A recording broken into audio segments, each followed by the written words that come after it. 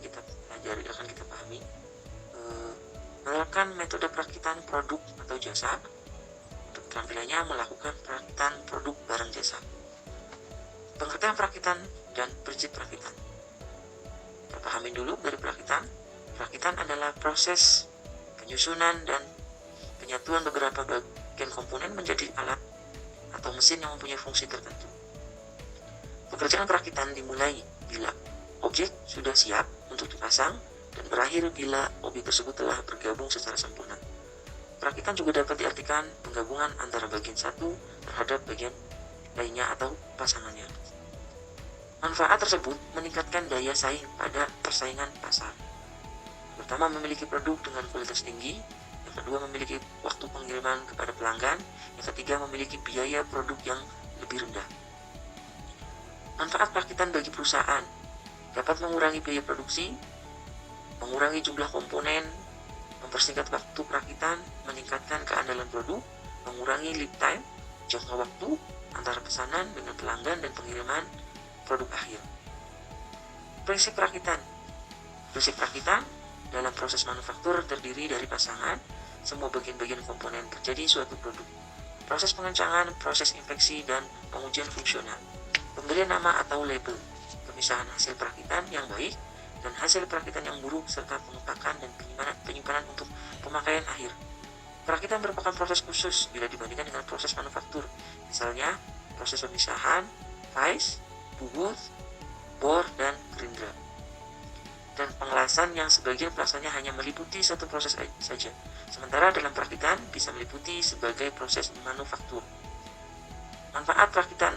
Yang pertama, menyiapkan komponen. Yang kedua, penggabungan komponen. Yang ketiga, pemeriksaan kualitas produk. Metode perakitan.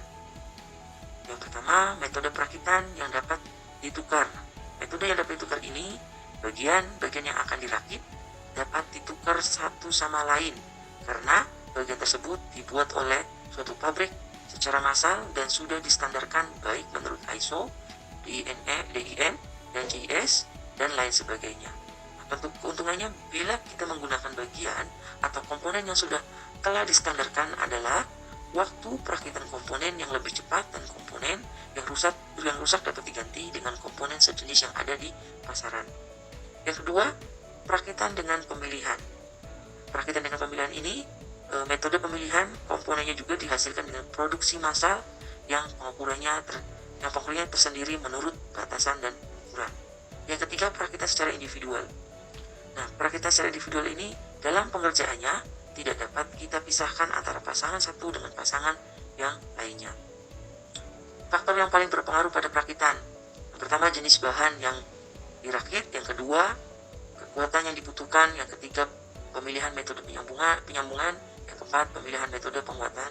Yang kelima, penggunaan alat bantu perakitan. Yang keenam, toleransi. Yang ketujuh, bentuk atau tampilan produk.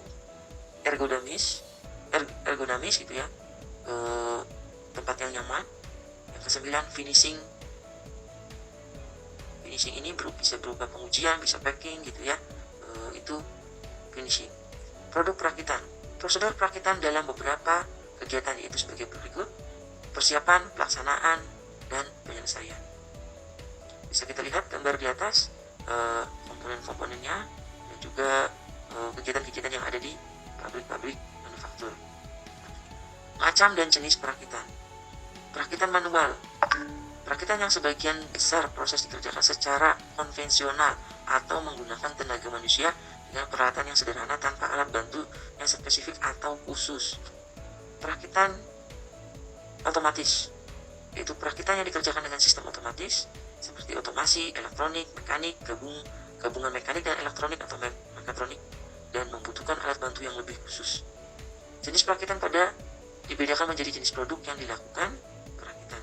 Produk tunggal, jenis perakitan tunggal yaitu perakitan dengan produk hanya satu jenis saja. Produk seri.